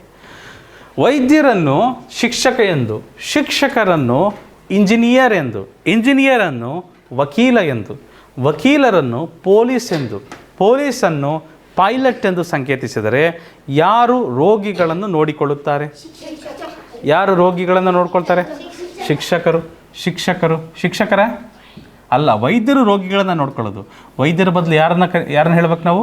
ಶಿಕ್ಷಕ ಅಂತ. ತರ್ಕದ ಪ್ರಕಾರ ಶಿಕ್ಷಕ ಅಂತ ಬರ್ತದೆ. ಮುಂದಿನ ಪ್ರಶ್ನೆ ಇವ್ರಿಗೆ ಕೊಡ್ತಾ ಇದ್ದೀನಿ. ಬಸ್ಸನ್ನು ರೈಲು ಎಂದು, ರೈಲನ್ನು ವಿಮಾನ ಎಂದು, ವಿಮಾನವನ್ನು ಹಡಗು ಎಂದು, ಹಡಗನ್ನು ಸೈಕಲ್ ಎಂದು, ಸೈಕಲ್ಲನ್ನು ಕಾರು ಎಂದು ಸಂಕೇತಿಸಿದರೆ ಯಾವ ವಾಹನ ನೀರಿನಲ್ಲಿ ಚಲಿಸುತ್ತದೆ? ನೀರಲ್ಲಿ ಸೈಕಲ್ ಹೋಗುತ್ತಾ? ಹಡಗುತ್ತಲ್ವಾ? ಹಡಗನ್ನೇನಂತ ಕರಿತಿದ್ದೀರಿ?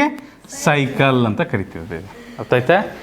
ಈಗ ನೀವು ಈ ರೀತಿ ಹೇಳ್ಬಿಟ್ರೆ ಎಲ್ಲರಿಗೂ ಕ್ಲಿಯರ್ ಆಗುತ್ತೆ. ಸರ್ ಹಡಗು ಹೋಗುತ್ತೆ, ಆದರೆ ಹಡಗು ಬದಲು ಸೈಕಲ್ ಅಂತ ಸಂಕೇತಿಸಿದ್ದೀವಿ, ಅದಕ್ಕೆ ಸೈಕಲ್ ಆನ್ಸರ್ ಅಂತ ಹೇಳಿಬಿಟ್ರೆ ಭಾಳ ಸುಲಭ ಆಗ್ತದೆ, ಎಲ್ಲರಿಗೂ ಅರ್ಥ ಮಾಡ್ಕೊಳ್ಳೋದು ಸಹ. ಸೊ ಋಷಿತಾ, ಕನ್ನಡವನ್ನು ಹಿಂದಿ ಎಂದು, ಹಿಂದಿಯನ್ನು ತಮಿಳ್ ಎಂದು, ತಮಿಳನ್ನು ತೆಲುಗು ಎಂದು, ತೆಲುಗನ್ನು ಹಲೇಶ್ ಮಲಯಾಳಂ ಎಂದು, ಮಲಯಾಳಮನ್ನು ಇಂಗ್ಲೀಷ್ ಎಂದು ಸಂಕೇತಿಸಿದರೆ ಯಾವ ಭಾಷೆಯನ್ನು ಕರ್ನಾಟಕದಲ್ಲಿ ಹೆಚ್ಚಾಗಿ ಮಾತನಾಡಲಾಗುತ್ತದೆ?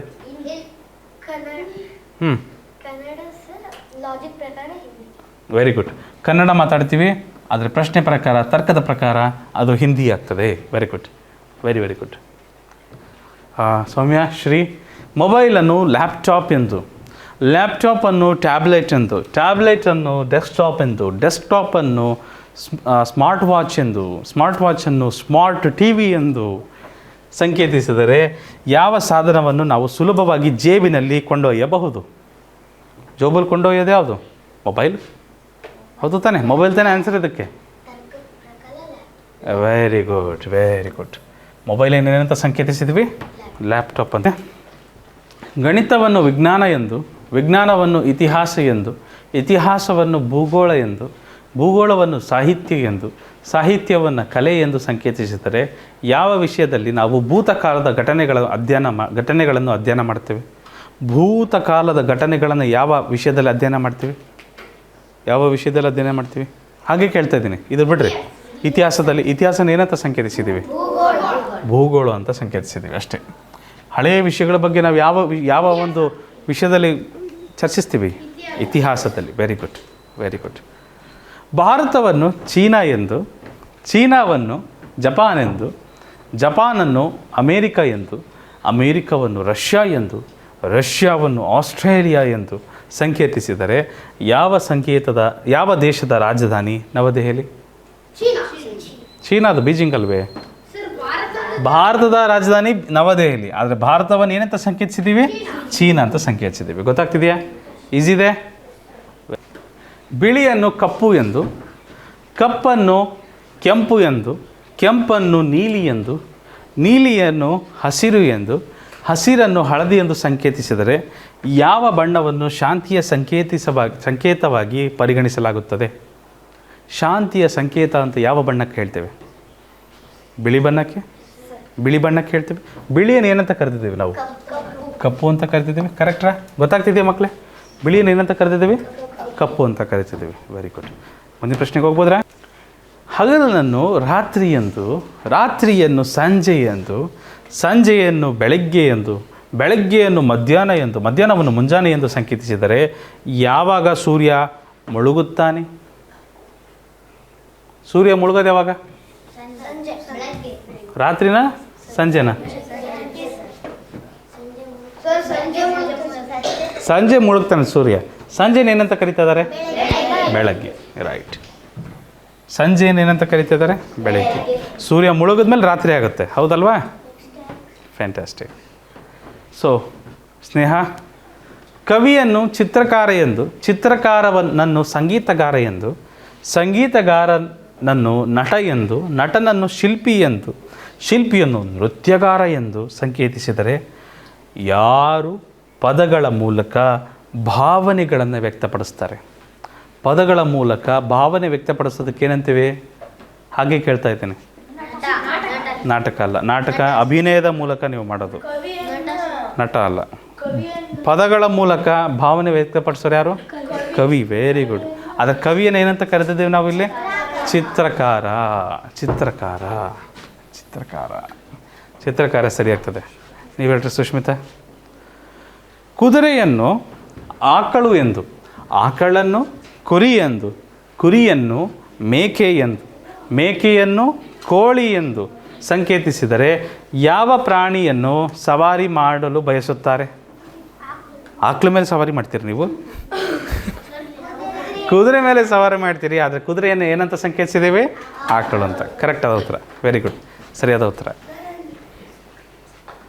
ಸೊ ಮೇಜನ್ನು ಕುರ್ಚಿ ಎಂದು, ಕುರ್ಚಿಯನ್ನು ಅಲಮಾರಿ ಎಂದು, ಅಲಮಾರಿಯನ್ನು ಮಂಚ ಎಂದು, ಮಂಚವನ್ನು ಸೋಫಾ ಎಂದು, ಸೋಫಾವನ್ನು ಪೀಠ ಎಂದು ಸಂಕೇತಿಸಿದರೆ ಯಾವುದರ ಮೇಲೆ ನಾವು ಊಟ ಮಾಡುತ್ತೇವೆ? ಯಾವುದರ ಮೇಲೆ ನಾವು ಊಟ ಮಾಡ್ತೇವೆ? ಕುರ್ಚಿ ಮೇಲೆ ಊಟ ಮಾಡ್ತೀರಾ? ಮೇಜಿನ ಮೇಲೆ ಊಟ ಮಾಡ್ತೀರಿ, ಮೇಜಿನ ಮೇಲೆ ಕೂತ್ಕೊಂಡು. ಅದ್ರ ಬದಲು ಯಾವುದಿದೆ? ಕುರ್ಚಿ ಇದೆ. ಕುರ್ಚಿ ಇದೆ. ಓಕೆ. ಸ್ವಲ್ಪ ಕನ್ನಡ ಪದಗಳು ನಿಮಗೆ ಇದಾಗಿರ್ಬೋದು, ಕನ್ಫ್ಯೂಸಿಂಗ್ ಆಗಿರ್ಬೋದು. ಈ ಪ್ರಶ್ನೆ ತಗೊಳ್ರಿ. ಕಾಫಿಯನ್ನು ಚಹಾ ಎಂದು, ಚಹಾವನ್ನು ಹಾಲು ಎಂದು, ಹಾಲನ್ನು ನೀರು ಎಂದು, ನೀರನ್ನು ಜ್ಯೂಸ್ ಎಂದು, ಜ್ಯೂಸನ್ನು ಮಜ್ಜಿಗೆ ಎಂದು ಸಂಕೇತಿಸಿದರೆ ಯಾವ ಪಾನೀಯವನ್ನು ಕೆಫೀನ್ ಹೊಂದಿರುವ ಪಾನೀಯ ಎಂದು ಕರೆಯಲಾಗುತ್ತದೆ? ಕೆಫೀನ್ ಎದರಲ್ಲಿರುತ್ತೆ? ಕೆಫೀನ್ ಜಾಸ್ತಿ ಎದರಲ್ಲಿರುತ್ತೆ? ಕಾಫಿ. ಕಾಫಿಯನ್ನು ಏನಂತ ಕರಿತಿದ್ವಿ? ಚಹಾ. ಹೆಚ್ಚಾಗಿ ಕಾಫಿಯಲ್ಲಿರ್ತದೆ ಕೆಫೀನ್ ಅಂತ ಒಂದು ಅಂಶ. ಈಗ ನಿದ್ದೆ ಬರ್ತಾಯಿದ್ರೆ ಇದು ಕಾಫಿ ಕುಡೀರಿ ಅಂತಾರೆ, ಹೇಳ್ಕೊತ್ತಾ? ನಿದ್ದೆ ಬರ್ತಿದ್ರೆ ಒಂದು ಕಾಫಿ ಕುಡಿದು ಬರ್ರಿ ಅಂತಾರೆ. ಯಾಕಂತಾರೆ ಅಂದರೆ ಅದರೊಳಗೆ ಕೆಫೀನ್ ಅಂತ ಒಂದು ಅಂಶ ಇರ್ತದೆ, ಕೆಮಿಕಲ್. ಕೆಫೀನ್ ಅನ್ನೋ ಒಂದು ರಾಸಾಯನ ಇರ್ತದೆ. ಅದು ನಮ್ಮ ದೇಹ ಸೇರಿದ್ರೆ ಅದು ನಮ್ಮನ್ನು ಎಚ್ಚರ ಮಾಡ್ತದೆ. ಅದು ಆದರೆ ಎಚ್ಚರ ಮಾಡುತ್ತಲ್ಲ, ಭಾಳ ದೀರ್ಘ ತನಕ ಎಚ್ಚರ ಮಾಡಲ್ಲ, ಸ್ವಲ್ಪ ಹೊತ್ತಷ್ಟೇ, ಮತ್ತು ಅಷ್ಟೇ ಸುಸ್ತಾಗ್ತದೆ, ಅಷ್ಟೇ ನಿದ್ದೆ ಬರ್ತದೆ ಮತ್ತೆ ಇಮ್ಮಿಡಿಯೇಟ್ಲಿ. ಓಕೆ. ಸೂರ್ಯನನ್ನು ಚಂದ್ರ ಎಂದು, ಚಂದ್ರನನ್ನು ನಕ್ಷತ್ರ ಎಂದು, ನಕ್ಷತ್ರವನ್ನು ಗ್ರಹ ಎಂದು, ಗ್ರಹವನ್ನು ನೆಬುಲಾ ಎಂದು, ನೆಬುಲಾವನ್ನು ಕ್ಷುದ್ರ ಗ್ರಹ ಎಂದು ಸಂಕೇತಿಸಿದರೆ ಯಾವುದು ನಮ್ಮ ಸೌರವ್ಯೂಹದ ಕೇಂದ್ರದಲ್ಲಿದೆ? ಯಾವುದು ನಮ್ಮ ಸೌರವ್ಯೂಹದ ಕೇಂದ್ರದಲ್ಲಿದೆ? ಸೂರ್ಯ. ಸೂರ್ಯ. ಸೂರ್ಯನನ್ನು ಏನಂತ ಕರಿತಿದ್ದೀವಿ? ಸೂರ್ಯನನ್ನು ಏನಂತ ಕರಿತಿದ್ದೀವಿ? ಚಂದ್ರ ಅಂತ. ಗೊತ್ತಾಯ್ತಾ? Very good. Very good Hanumanthu. Sagar Patil. Sagar Patil. Sagar Patil. Sagar Patil. ಶಾಲೆಯನ್ನು ಕಾಲೇಜು ಎಂದು, ಕಾಲೇಜನ್ನು ವಿಶ್ವವಿದ್ಯಾಲಯ ಎಂದು, ವಿಶ್ವವಿದ್ಯಾಲಯವನ್ನು ಅಂಗನವಾಡಿ ಎಂದು, ಅಂಗನವಾಡಿಯನ್ನು ತರಬೇತಿ ಕೇಂದ್ರ ಎಂದು, ತರಬೇತಿ ಕೇಂದ್ರವನ್ನು ಗ್ರಂಥಾಲಯ ಎಂದು ಸಂಕೇತಿಸಿದರೆ ಯಾವುದರಲ್ಲಿ ಮಕ್ಕಳು ಪ್ರಾಥಮಿಕ ಶಿಕ್ಷಣ ಪಡೆಯುತ್ತಾರೆ? ಎಲ್ಲಿ ಮಕ್ಕಳು ಪ್ರಾಥಮಿಕ ಶಿಕ್ಷಣ ಪಡೀತಾರೆ? ಚಿಕ್ಕವರಿದ್ದಾಗ ಎಲ್ಲಿ ಪಡಿತೀರಿ ಶಿಕ್ಷಣ ನೀವು? ಶಾಲೆಯಲ್ಲಿ. ಶಾಲೆಯನ್ನು ಏನಂತ ಕರೆದಿದ್ದಾರೆ? ಕಾಲೇಜ್. ಉತ್ತರ ಏನಾಗ್ತದೆ? ಕಾಲೇಜ್ ಅಂತ ಕರಿತೀವಿ. ಉತ್ತರ ಏನಾಗ್ತದೆ? ಕಾಲೇಜ್ ಅಂತ ಕರಿತೀವಿ. ಸೊ ಚಂದನ್, ಗಿಟಾರನ್ನು ಪಿಯಾನೋ ಎಂದು, ಪಿಯಾನೋವನ್ನು ತಬಲ ಎಂದು, ತಬಲವನ್ನು ವಾಯಲಿನ್, ವಾಯಲಿನನ್ನು ಫ್ಲೂಟ್ ಅಂದರೆ ಕೊಳಲು, ಫ್ಲೂಟನ್ನು ಹಾರ್ಮೋನಿಯಂ ಎಂದು ಸಂಕೇತಿಸಿದರೆ ಯಾವ ವಾದ್ಯವನ್ನು ಬಡಿದು ಬಾರಿಸಲಾಗುತ್ತದೆ? ಯಾವುದನ್ನು ಬಡಿದು ಬಾರಿಸಲಾಗ್ತದೆ? ತಬಲ ತಾನೇ. ಆದರೆ ತಬಲವನ್ನು ಏನಂತ ಕರೆದಿದ್ದೀರಿ? ವಾಯಲಿನ್. ಇದೊಂದು ಪ್ರಶ್ನೆ ಹಿಂದೆನೂ ಬಂದಿತ್ತು ಇದು. ಕುದುರೆಯನ್ನು ಕತ್ತೆ ಎಂದು, ವಾವ್, ಕುದುರೆಯನ್ನು ಕತ್ತೆ ಎಂದು, ಅಜಯ್ನನ್ನು ವಿನಯ ಎಂದು, ಕುದುರೆಯನ್ನು ಕತ್ತೆ ಎಂದು, ಕತ್ತೆಯನ್ನು ಒಂಟೆ ಎಂದು, ಒಂಟೆಯನ್ನು ಆನೆ ಎಂದು, ಆನೆಯನ್ನು ಜಿಂಕೆ ಎಂದು, ಜಿಂಕೆಯನ್ನು ಜಿರಾಫೆ ಎಂದು, ಜಿರಾಫೆಯನ್ನು ಅಷ್ಟೇ ಅಲ್ವಾ, ಜಿರಾಫೆ ಎಂದು ಸಂಕೇತಿಸಿದರೆ ಯಾವ ಪ್ರಾಣಿಯನ್ನು ಮರುಭೂಮಿಯ ಹಡಗು ಎಂದು ಕರೆಯಲಾಗುತ್ತದೆ? ಮರುಭೂಮಿಯ ಹಡಗು ಯಾವುದು? ಒಂಟೆ. ಒಂಟೆನೇನಂತ ಸಂಕೇತಿಸಿದ್ದೀವಿ? ಆನೆ. ಎಲ್ಲಿದೆಯಪ್ಪ ಒಂಟೆ ಎಲ್ಲಿದೆ? ಒಂಟೆಯನ್ನು ಆನೆ ಎಂದು ಸಂಕೇತಿಸಿದ್ದಾರೆ. ಕರೆಕ್ಟಾ? ನೋಡಿರಿ, ಒಂಟೆಗೆ ಏನಂತಾರೆ? ಮರುಭೂಮಿಯಲ್ಲಿ ಹೋಗುವ ಹಡಗು ಅಂತಾರೆ. ನೋಡಿರಿ, ಮರುಭೂಮಿಯ ಹಡಗು. ಎಷ್ಟು ಚೆನ್ನಾಗಿ ಹೆಸರು ಕೊಟ್ಟಿದ್ದಾರೆ, ರೈಟ್? ಸೊ ಬಾಗಿಲನ್ನು ಕಿಟಕಿ ಎಂದು, ಕಿಟಕಿಯನ್ನು ಗೋಡೆ ಎಂದು, ಗೋಡೆಯನ್ನು ನೆಲ ಎಂದು, ನೆಲವನ್ನು ಚಾವಣಿ ಎಂದು, ಚಾವಣಿಯನ್ನು ಮೆಟ್ಟಿಲು ಎಂದು ಸಂಕೇತಿಸಿದರೆ ನಾವು ಯಾವುದರ ಮೂಲಕ ಮನೆಯೊಳಗೆ ಪ್ರವೇಶಿಸ್ತೀವಿ? ಕಿಟಕಿ ಮೂಲಕ ಬರೋರು ಕಳ್ಳರು. ಬಾಗಿಲಿಂದ ನಾವು ಒಳಗೆ ಪ್ರವೇಶ ಮಾಡ್ತೀವಿ. ಆದರೆ ಬಾಗಿಲನ್ನು ಏನಂತ ಸಂಕೇತಿಸಿದ್ದೀವಿ? ಕಿಟಕಿ ಅಂತ. ರೈಟ್. ಅಡುಗೆ ಮನೆಯನ್ನು ಶಯನಗೃಹ. ಶಯನಗೃಹ ಅಂದರೆ ಹಾಸ್ಟೆಲ್ ಇದ್ದಂಗೆ, ಡಾರ್ಮೆಟ್ರಿ ಇದ್ದಂಗೆ, ಆಯಿತಾ? ಅಡುಗೆ ಮನೆಯನ್ನು ಶಯನಗೃಹ, ಶಯನಗೃಹವನ್ನು ಸ್ನಾನಗೃಹ ಎಂದು, ಸ್ನಾನಗೃಹವನ್ನು ಊಟದ ಕೋಣೆ ಎಂದು, ಊಟದ ಕೋಣೆಯನ್ನು ಕಚೇರಿ ಎಂದು, ಕಚೇರಿಯನ್ನು ಬಾಲ್ಕನಿ ಎಂದು ಸಂಕೇತಿಸಿದರೆ ಯಾವ ಕೋಣೆಯಲ್ಲಿ ನಾವು ಅಡುಗೆ ಮಾಡ್ತೇವೆ? ಅಡುಗೆ ಎಲ್ಲಿ ಮಾಡ್ತೇವೆ? ಅಡುಗೆ ಮನೆಯಲ್ಲಿ ಮಾಡ್ತೀವಿ. ಅಡುಗೆ ಮನೇನೇನಂತ ಕರಿತಿದ್ದೇವೆ ಇಲ್ಲಿ? ಶಯನ ಗೃಹ ಅಂತ ಕರಿತಿದ್ದೀವಿ. ಕರೆಕ್ಟ್ರಾ? Yes or no? ಮದನ್ ಹೇಳ್ತೀರಾ ನೆಕ್ಸ್ಟ್ ಕ್ವಶನ್ಗೆ ಆನ್ಸರ್? ಮದನ್, ಕಾಗದವನ್ನು ಪೆನ್ನು ಎಂದು, ಪೆನ್ನನ್ನು ಪೆನ್ಸಿಲ್ ಎಂದು, ಪೆನ್ಸಿಲನ್ನು ಇರುವೆ ಎಂದು, ಇರುವೆಯನ್ನು ರಬ್ಬರ್ ಎಂದು, ರಬ್ಬರನ್ನು ಶಾರ್ಪ್ನರ್ ಎಂದು ಸಂಕೇತಿಸಿದರೆ ಯಾವುದನ್ನು ನಾವು ಬರೆಯಲು ಬಳಸುತ್ತೇವೆ ಆದರೆ ಅಳಿಸಲು ಸಾಧ್ಯವಿಲ್ಲ? ನಾವು ಬರಿತೀವಿ ಬಟ್ ಅಳಿಸೋಕ್ಕಾಗಲ್ಲ ಅದನ್ನು. ಯಾವುದು? ಪೆನ್ಸಿಲಲ್ಲಿ ಬರೆದ್ರೆ ಅಳಿಸ್ಬೋದಲ್ವಾ? ಪೆನ್ನಲ್ಲಿ ಬರೆದ್ರೆ ಅಳಿಸೋಕ್ಕಾಗೋದಿಲ್ಲ. ಆದರೆ ಪೆನ್ನನ್ನು ಏನಂತ ಸಂಕೇತಿಸಿದ್ದೀವಿ? ಪೆನ್ಸಿಲ್ ಅಂತ. ಹೌದಲ್ವಾ? ಉತ್ತರ ನೋಡ್ರಿ, ಉತ್ತರ ಎಷ್ಟು ವಿಚಿತ್ರ ಇದೆ, ಹೌದಲ್ವಾ? ರೈಟ್. ಸೊ ನೆಕ್ಸ್ಟ್ ಕ್ವೆಶನ್ ನಿಮ್ದಾಯ್ತಪ್ಪ? ಆಗಿದೆ ಅಲ್ವಾ? ಶರತ್, ಸಿಹಿಯನ್ನು ಕಹಿ ಎಂದು, ಕಹಿಯನ್ನು ಹುಳಿ ಎಂದು, ಹುಳಿಯನ್ನು ಖಾರ ಎಂದು, ಖಾರವನ್ನು ಉಪ್ಪು ಎಂದು, ಉಪ್ಪನ್ನು ಖಾರ ಎಂದು, ಎರಡು ಖಾರ ಇದೆ ತೊಂದರೆ ಇಲ್ಲ, ಸಂಕೇತಿಸಿದರೆ ಯಾವ ರುಚಿಯನ್ನು ನಿಂಬೆಹಣ್ಣು ಹೊಂದಿರುತ್ತದೆ? ನಿಂಬೆಹಣ್ಣಿಗೆ ಯಾವ ರುಚಿ ಹೊಂದಿರುತ್ತೆ? ನಿಂಬೆಹಣ್ಣು ಯಾವ ರುಚಿ ಹೊಂದಿರುತ್ತೆ ಮಕ್ಕಳೇ?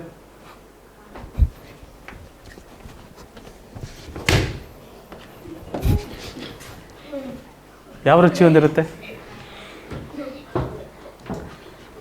ನಿಂಬೆಹಣ್ಣು ಯಾವ ರುಚಿ ಹೊಂದಿರುತ್ತೆ? ಹುಳಿ ಇರುತ್ತೆ, ರೈಟ್? ಸೊ ಹುಳಿ ಎಲ್ಲಿದೆಯಪ್ಪ? ಹುಳಿ ಇಲ್ಲುಂಟು, ಇಲ್ಲುಂಟಲ್ವಾ ಹುಳಿ. ಅದಕ್ಕೆ ಏನಂತ ಬರಿಬೋದು? ಖಾರ. ಖಾರ.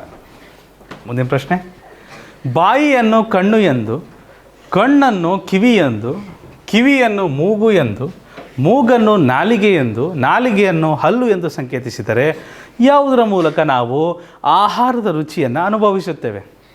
ಯಾವುದರಿಂದ ರುಚಿ ಪಡಿಬೋದು? ನಾಲಿಗೆಯಿಂದ. ಆದರೆ ನಾಲಿಗೆನೇನಂತ ಸಂಕೇತಿಸಿದ್ದಾರೆ ಅವರು? ನಾಲಿಗೆನೇನಂತ ಸಂಕೇತಿಸಿದ್ದಾರೆ? ನಾಲಿಗೆಯನ್ನು ಹಲ್ಲು ಎಂದು ಸಂಕೇತಿಸಿದ್ದಾರೆ. ನೋಡಿರಿ, ನಾಲಿಗೆಯನ್ನು ಹಲ್ಲು ಎಂದು ಸಂಕೇತಿಸಿದ್ದಾರೆ, ಹೌದಲ್ವಾ? ಸೊ ಇದಕ್ಕೆ ಹಲ್ಲು ಸರಿಯಾದ ಉತ್ತರ ಆಗ್ತದೆ. ಅಜಯ್, ಸಿಂಹವನ್ನು ಕುರಿ ಎಂದು, ಕುರಿಯನ್ನು ನರಿ ಎಂದು, ನರಿಯನ್ನು ಆನೆ ಎಂದು, ಆನೆಯನ್ನು ಮೊಲ ಎಂದು, ಮೊಲವನ್ನು ಚಿರತೆ ಎಂದು ಸಂಕೇತಿಸಿದರೆ ಯಾವ ಪ್ರಾಣಿಯನ್ನು ಅರಣ್ಯದ ರಾಜ ಎಂದು ಕರೆಯಲಾಗುತ್ತದೆ? ಕುರಿನ? ಅರಣ್ಯದ ರಾಜ ಕುರಿ?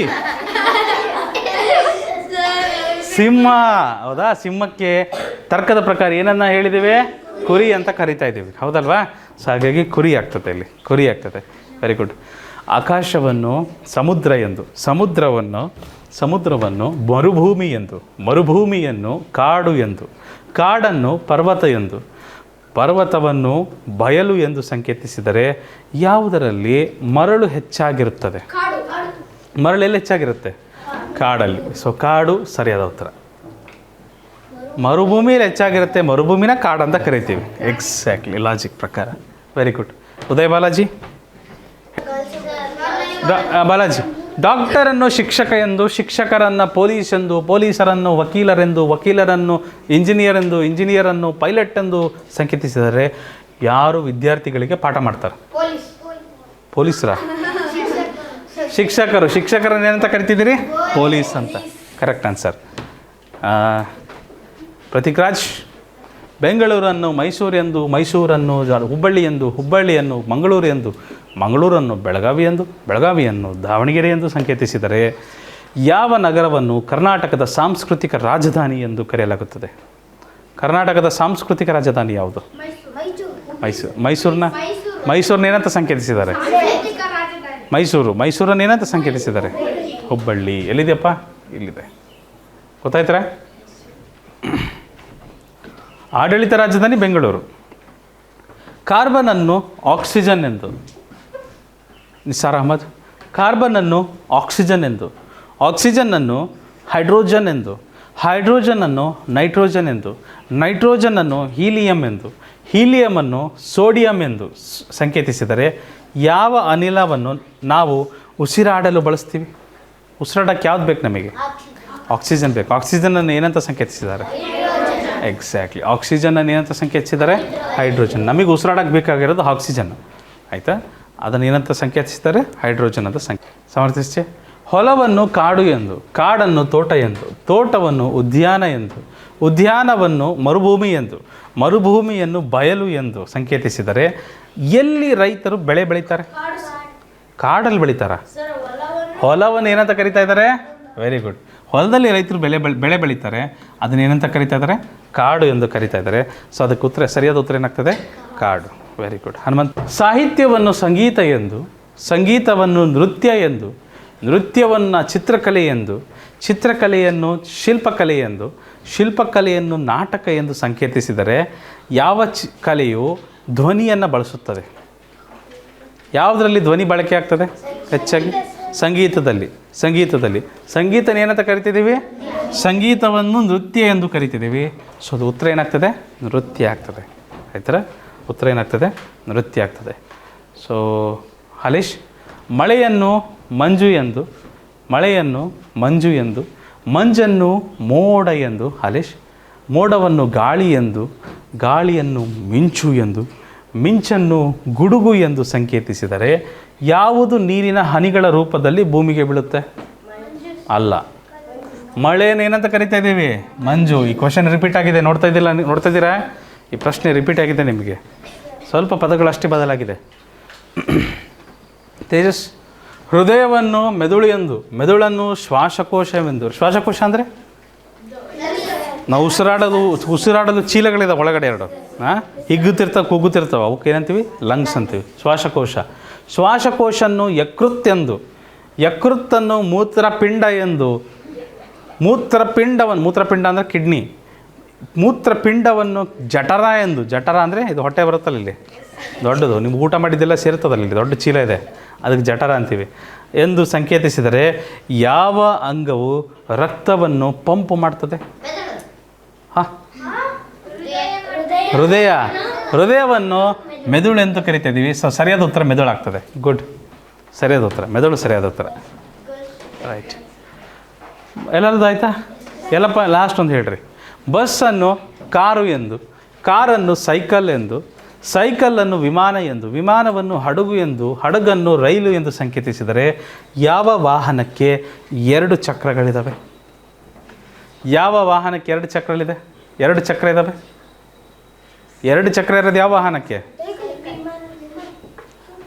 ಸೈಕಲ್ಗೆ 2 ಚಕ್ರ ಇದೆ, ಆದರೆ ಅದನ್ನು ಏನಂತ ಕರಿತಿದ್ದೀವಿ? ವಿಮಾನ ಅಂತ ಕರಿತಿದ್ದೀವಿ. ಓಕೆ, ಇವಾಗ ಓಪನ್.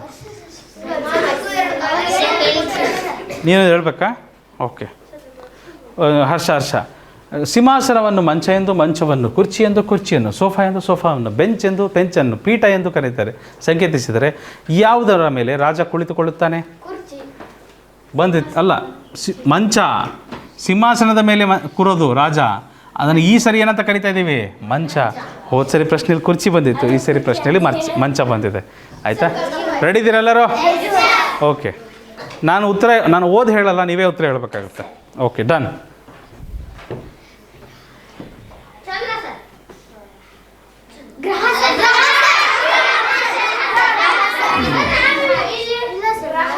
ಚಂದ್ರ ಮೊದಲು ಕೇಳಿದ್ದು ನನಗೆ ಬಾಯ್ಸ್ ಕಡೆಯಿಂದ. ಸೂರ್ಯನನ್ನು ಕೇಳಿಸ್ಕೊಡ್ರಿ, ಸೂರ್ಯನನ್ನು ಚಂದ್ರ ಎಂದು, ಚಂದ್ರನನ್ನು ಗ್ರಹ ಎಂದು, ಗ್ರಹವನ್ನು ನಕ್ಷತ್ರ ಎಂದು, ನಕ್ಷತ್ರವನ್ನು ಉಲ್ಕೆ ಎಂದು, ಉಲ್ಕೆಯನ್ನು ಕ್ಷುದ್ರಗ್ರಹ ಎಂದು ಸಂಕೇತಿಸಿದರೆ ಯಾವುದು ರಾತ್ರಿಯಲ್ಲಿ ಬೆಳಕನ್ನು ನೀಡುತ್ತದೆ? ನೀವೇನು ಮಾಡಿದ್ದೀರ ಗೊತ್ತಾ? ಫಸ್ಟ್ ಇದನ್ನು ಓದಿದ್ದೀರಿ, ಫಸ್ಟ್ ಇದನ್ನು ಓದ್ಬಿಟ್ರು. ಯಾವುದು ರಾತ್ರಿ ಬೆಳಕು ನೀಡುತ್ತದೆ? ಚಂದ್ರ. ಅದು ಚಂದ್ರ ಅಂತ ಹೇಳಿಬಿಟ್ರಿ. ಆದರೆ ಚಂದ್ರನನ್ನು ಏನಂತ ಕರೆದಿದ್ದಾರೆ? ಚಂದ್ರನನ್ನು ಗ್ರಹ ಎಂದು ಸಂಕೇತಿಸಿದ್ದಾರೆ. ಸೊ ಗ್ರಹ ಇದಕ್ಕೆ ಸರಿಯಾದ ಉತ್ತರ. Girls 1 point. Okay, next question. ಹಾಂ, ಕರೆಕ್ಟ್. ದ್ರಾಕ್ಷಿ ತಪ್ಪು. ನಾವು ಹೇಳಿದ್ವಿ ನಿಮಗೆ ಯಾವ ಹಣ್ಣಿನಿಂದ ವೈನ್ ತಯಾರಿಸುತ್ತಾರೆ? ದ್ರಾಕ್ಷಿ, ಕರೆಕ್ಟು. ಆದರೆ ದ್ರಾಕ್ಷಿಯನ್ನು ಏನಾದರೂ ಸಂಕೇತಿಸಿದಾರ? ಮಾವಿನ ಹಣ್ಣನ್ನು ದ್ರಾಕ್ಷಿ ಎಂದು, ದ್ರಾಕ್ಷಿಯನ್ನು ಅನಾನಸ್ ಎಂದು, ಅನಾನಸನ್ನು ಸೇಬೆಂದು, ಸೇಬನ್ನು ಪಪಾಯಿಯನ್ನು ಕಿತ್ತಳೆ ಎಂದು ಸಂಕೇತಿಸಿದರೆ ಯಾವ ಹಣ್ಣಿನಿಂದ ವೈನ್ ತಯಾರಿಸುತ್ತಾರೆ? ದ್ರಾಕ್ಷಿ ಸರಿ, ಆದರೆ ದ್ರಾಕ್ಷಿನ ಏನಂತ ಸಂಕೇತಿಸಿದ್ದಾರೆ ಅವರು? ಅನಾನಸ್. 0-0. ಗುಡ್. ಎಷ್ಟು ಪ್ರಶ್ನೆ ಇದಾವಪ್ಪ? ಓಹೋ, ಎರಡೇ ಪ್ರಶ್ನೆ ಇರೋದು. Only 2 questions. ರೆಡಿ ಇದ್ದೀರಾ? ಓಹೋ, ನಾನು ಭಾಳ ಸೂಕ್ಷ್ಮವಾಗಿ ನೋಡ್ತಾ ಇರ್ತೇನೆ. ಓಕೆ, ಚಲೋ.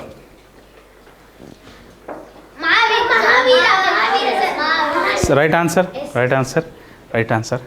ಸೊ ನೇರವಾಗಿ ಪ್ರಶ್ನೆಗೆ ಹೋದ್ರು ಅವರು. ಯಾರು ಬೌದ್ಧ ಧರ್ಮದ ಸಂಸ್ಥಾಪಕರು? ಮೊದಲು ಬೌದ್ಧ ಧರ್ಮದ ಸಂಸ್ಥಾಪಕರು ಗೊತ್ತಿರಬೇಕು. ಧರ್ಮಗಳ ಬಗ್ಗೆ ನಾವು ಚರ್ಚೆ ಮಾಡಿದ್ದೀವಿ. ಬೌದ್ಧ ಧರ್ಮದ ಸಂಸ್ಥಾಪಕರು ಯಾರು? ಬುದ್ಧ, ಗೌತಮ ಬುದ್ಧ. ಜೈನ ಧರ್ಮದ ಸಂಸ್ಥಾಪಕರು? Very good, Mahavir. ಮತ್ತು ಇನ್ನೊಂದು ಯಾವುದಿತ್ತಪ್ಪ? ಸಿಖ್ ಧರ್ಮದ ಸಂಸ್ಥಾಪಕರು? ಗುರುನಾನಕ್. ಬುದ್ಧನನ್ನು ಮಹಾವೀರ ಎಂದು, ಮಹಾವೀರನನ್ನು ಕ್ರಿಸ್ತ ಎಂದು, ಕ್ರೈಸ್ತ ಧರ್ಮ. ಕ್ರಿಸ್ತನನ್ನು ಮಹಮ್ಮದ್ ಪೈಗಂಬರ್ ಇಸ್ಲಾಂ ಧರ್ಮ. ಮಹಮ್ಮದನ್ನು ಗುರುನಾನಕ್ ಎಂದು, ಗುರುನಾನಕನ್ನು ಜರತುಷ್ಟ್ರ ಎಂದು ಸಂಕೇತಿಸಿದರೆ ಯಾರು ಬೌದ್ಧ ಧರ್ಮದ ಸಂಸ್ಥಾಪಕರು? ಬೌದ್ಧ ಧರ್ಮ ಸಂಸ್ಥಾಪನೆ ಮಾಡಿದರೆ ಯಾರು? ಬುದ್ಧನನ್ನು ಏನಂತ ಕರಿತಿದ್ದೀವಿ? ಮಹಾವೀರ ಅಂತ ಕರಿತೀವಿ. ಉತ್ತರ ಇದಕ್ಕೆ ಮಹಾವೀರ ಆಗ್ತದೆ. 1 ಪಾಯಿಂಟ್ ಬಾಯ್ಸ್. ಲಾಸ್ಟ್ ಒಂದಿದೆ, ಡ್ರಾ ಮಾಡ್ಕೊಬೋದು, ನೀವು ಈಕ್ವಲ್ ಮಾಡ್ಕೊಬೋದು, ಇಲ್ಲ ಅಂದರೆ ಬಾಯ್ಸ್ ಕೇಳ್ತಾರೆ. ಚಾನ್. Correct answer. Very good. ಭಾರತದ IT ರಾಜಧಾನಿ ಎಂದು ಕರೆಯಲಾಗುವುದು ಬೆಂಗಳೂರನ್ನು, ಆದರೆ ಬೆಂಗಳೂರನ್ನು ಮುಂಬೈ ಅಂತ ಕರಿತಾ ಇದ್ದೀವಿ. Correct answer. ಬೆಂಗಳೂರನ್ನು ಮುಂಬೈ ಎಂದು, ಮುಂಬೈಯನ್ನು ದೆಹಲಿ ಎಂದು, ದೆಹಲಿಯನ್ನು ಕೋಲ್ಕತ್ತಾ ಎಂದು, ಕೋಲ್ಕತ್ತಾವನ್ನು ಚೆನ್ನೈ ಎಂದು, ಚೆನ್ನೈಯನ್ನು ಹೈದರಾಬಾದ್ ಎಂದು ಸಂಕೇತಿಸಿದರೆ ಯಾವ ನಗರವನ್ನು ಭಾರತದ IT ರಾಜಧಾನಿ silicon city? Bengaluru. So Bengaluru ಆಗ್ತದೆ. ಬೆಂಗಳೂರು ಬದಲು ಏನಂತ ಕರಿಬೇಕು ನಾವು ಅದನ್ನು? ಮುಂಬೈ. ಸೊ ಇದರೊಂದಿಗೆ ಓಕೆ, ಡ್ರಾ. ಇದರೊಂದಿಗೆ ನಿಮ್ಮ ನೇರ ಕೋಡಿಂಗ್, ಡೈರೆಕ್ಟ್ ಕೋಡಿಂಗ್ನ ವಿಭಾಗ ಇವತ್ತು ಮುಕ್ತಾಯಗೊಳ್ತಾ ಇದೆ. ಮುಂದಿನ ತರಗತಿಯಲ್ಲಿ ಇವುಗಳ ಕಿರುಪರೀಕ್ಷೆಗಳ ವಿವರಣೆಯನ್ನು ಕಾಣ್ತೇವೆ. ನೆನಪಿಡಿ, ಇದು ಈಸಿ ಕ್ಲಾಸಸ್, ನಿಮ್ಮ ತರಬೇತಿ ಕೇಂದ್ರ.